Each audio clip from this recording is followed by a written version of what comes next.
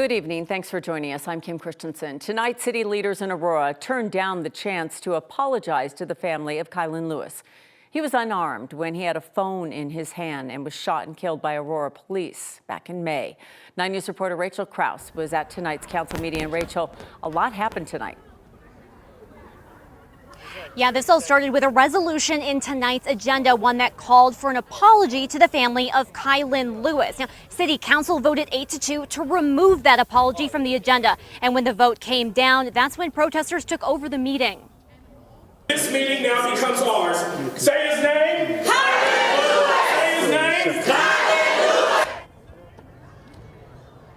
Family and friends of Kylan Lewis, together with supporters, shouted and chanted, taking over the Aurora council meeting. The council and the mayor took off. The two council members who voted for the apology came back. Now, those here, family, friends of Kylan Lewis and protesters, they say they want their voices heard, that their concerns over the way Kylan died be addressed. They got that chance tonight, but Kylan's mom wouldn't be heard by everyone. We're going to make a difference. We're going to bring about change. Because I refuse to let my son's death be in vain. Come on. Period. By an officer that had no right to take my son's life, especially when his hands was up and in kneeling position. It's not going to happen on my time. As Interim Chief Heather Morris watched on with officers, protesters called for her to hear their concerns. She came down, stood by and listened as family members came forward, and she listened to it all. Now, while this was happening, City Council met to finish their meeting in a private setting. And despite the mayor calling for no public comment on the apology during that public meeting, he later gave his condolences to the family during that private meeting setting, despite not facing the family at all. Now, protesters left the building for the most part in the past 20 minutes or so at the request of both the city and the police, who said they'd be arrested if they stayed inside the municipal center past 8:45 p.m. and they've made their way out, but they say they'll be back at the next city council meeting. Reporting live in Aurora, Rachel Krause, 9 News. I was going to say that, Rachel, this isn't the first time they have showed up to council meetings, so they better be prepared. They're going to continue to hear from them.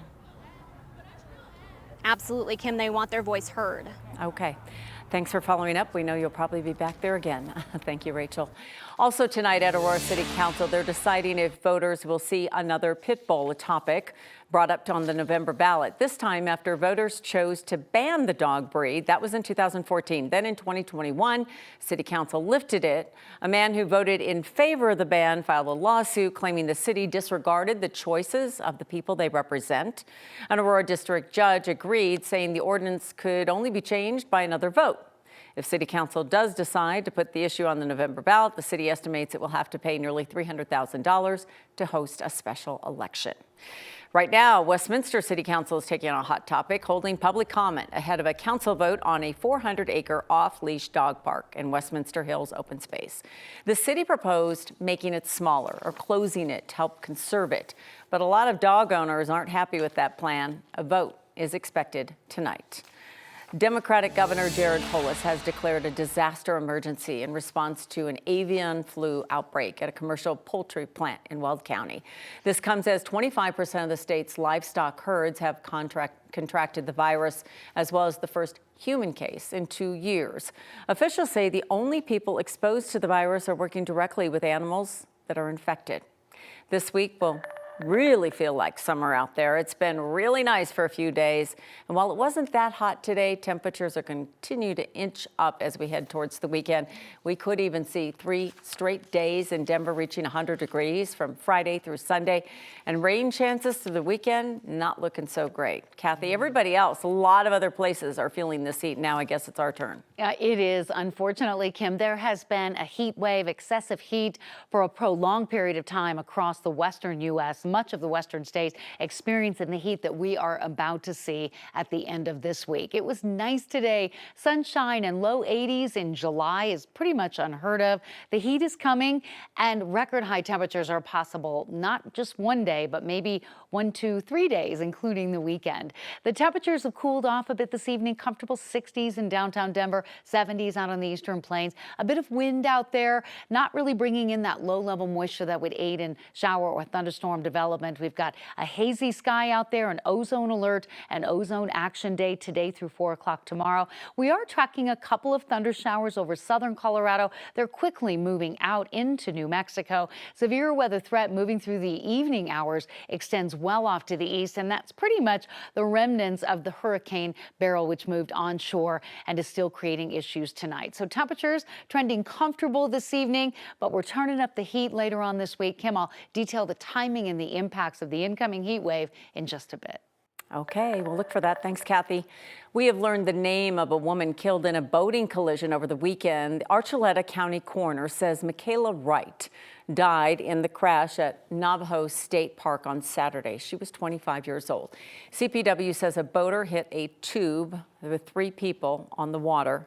Wright was killed, another person taken to a hospital in critical condition, and a 3rd person was not hurt. CPW is investigating what led up to that collision. A United flight lands safely at DIA today after it lost a wheel on takeoff from Los Angeles International Airport. 174 passengers and 7 crew members were flying on that United flight headed to Denver. Nobody was hurt. United says officials recovered the wheel at LAX. Now they're just investigating what caused it to fall off.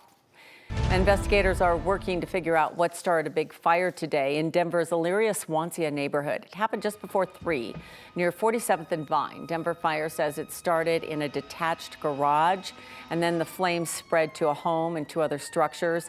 2 of the structures, total losses. A woman who lives behind where that fire started said the flames stopped just short of her place. She credits the quick work of firefighters. That is, every single second matters. If it was just a little bit later, I don't know where my house would be right now. I'd probably be in flames too. No one was hurt by the fire, but a firefighter was treated for heat-related issues. A state lawmaker who appeared to be drunk at a public meeting earlier this year violated state Senate ethics rules. 5 of Democratic State Senator Faith Winter's colleagues announced a decision today. Winter appeared intoxicated at a public event in North Glen in early April. The next day, she announced she was seeking treatment for substance abuse. The ethics panel voted 4-1 today that she violated legislative conduct rules, but did not recommend to censure or expel her from the state Senate. Winter admitted to having a drink before going into the meeting because she expected it to be emotionally charged. The federal government is once again investigating Colorado's largest polluter. The EPA and State Health Department have issued a notice of violation to Suncor, accusing the company of failing to follow air emissions laws and emitting too many air pollutants. This is just the first step. Next, the EPA could consider some type of punishment. Suncor has already been in trouble this year. It agreed to pay $10.5 million in a settlement over previous violations. A new tax increase that would fund affordable housing projects in Denver could be on the ballot this fall. Today, Denver Mayor Mike Johnston announced a proposal to increase the city's sales tax by 0.5%. If council approves the ballot issue, voters would be asked to increase a $10 purchase by 5 cents, which Johnston says would raise $100 million a year. We know overwhelmingly Denver voters will say the single biggest problem facing the city is housing affordability across the spectrum of needs. And so that is our plan to respond to that. Denver's combined sales tax rate is 8.81%. If this ends up on the ballot and voters say yes, Denver's sales tax rate would climb to 9.31%. And Denver Health is already on the ballot with a 0.34% sales tax increase to help the hospital pay for uncompensated care. If voters approve both, Denver's sales tax would jump to 9.65%. A man living in a food desert in Aurora is growing his own produce to help his neighbors who need it. A Walmart near the corner of East Colfax Avenue and Havana Street shut down last month. That's left a lot of people who depend on public transit without convenient access to proper food. Christopher Thomas picked up gardening in 2020, and now he's offering up the food he grows to his neighbors for free, knowing some of them are struggling to find healthy options. I don't think about, oh, you need to get paid and all that, because if you do the will of God and help the community, that's your pay right there.